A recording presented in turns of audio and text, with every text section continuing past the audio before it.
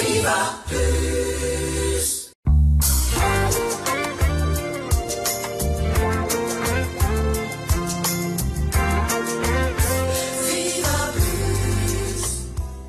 Le lundi, place au journal des médias avec Michel Frémy. Bonjour Michel. Bonjour Jocelyne, bonjour les auditeurs. On est toujours ravis de vous accueillir parce que vous nous amenez un tas d'anecdotes et ça nous fait bien plaisir. Et moi je suis heureux de venir. Ah bah tant mieux alors, si tout le monde est content, on va donc démarrer avec cet arrêt d'émetteurs en grandes ondes et moyennes pour des raisons d'économie d'énergie. Mais vous avez relevé un cas assez cocasse au centre de la France.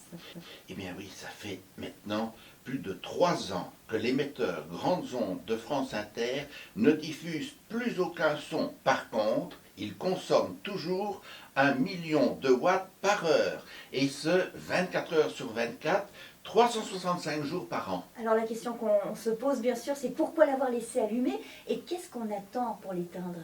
En réalité, on ne pourra jamais l'éteindre, ou alors dans de très nombreuses années. Dans les années 70, la France souhaitait diffuser un signal horaire pour synchroniser toutes les horloges des services publics, SNCF, Marine, ministères, hôpitaux, etc., mais également des horloges et des montres de particuliers. Par souci d'économie, au lieu d'installer un petit émetteur, les autorités ont préféré utiliser celui de France Inter, 40 fois plus puissant que nécessaire. En 2016, France Inter a décidé de ne plus diffuser en grandes ondes à partir du 1er janvier 2017. C'est là que l'on a constaté que l'arrêt de l'émetteur signifiait la mise hors service de plus de 300 000 horloges, tout à fait inimaginable. Mais alors qui paie la facture? Eh bien, TDF, responsable de l'émetteur, ne veut en aucun cas prendre les frais en charge.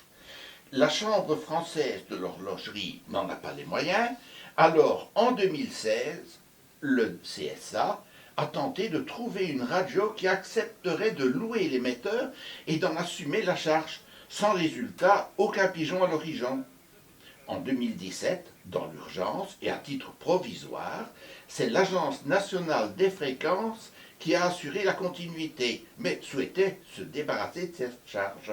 En 2018, l'ANFR s'est déchargée au profit de la Direction générale des entreprises. Et depuis 2019, c'est finalement l'ANFR qui paie à nouveau la note. Ce qui veut dire qu'il n'y aurait aucune solution en vue? Actuellement, TDF se livre à des tests de réduction de puissance de 20% à la demande de la FNR. Il y a peu de chances de descendre en dessous de 800 000 watts par heure. J'ai toutefois une solution. À défaut de pouvoir l'éteindre, on peut toujours proposer de diffuser le son de Viva Plus. Cela ne leur entraînerait aucun frais supplémentaire. Ainsi, outre le plaisir de nous écouter, les contribuables français n'auront pas l'impression que leur argent est gaspillé. Voilà, tout le monde est gagnant. Vous avez la solution.